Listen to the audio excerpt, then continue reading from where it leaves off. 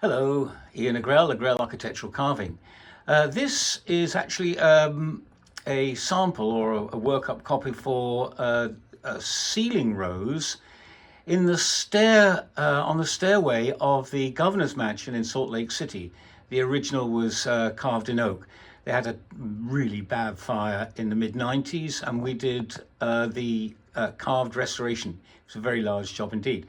So we did this piece in oak, but it was a useful piece for students to learn by. So with the teaching, I wanted a copy of this.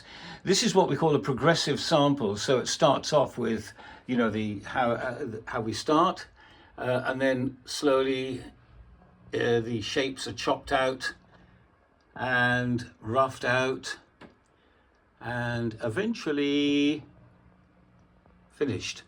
The particular interesting thing for me in this one is that how low this particular area, how low you can really get. You see that tiny thing?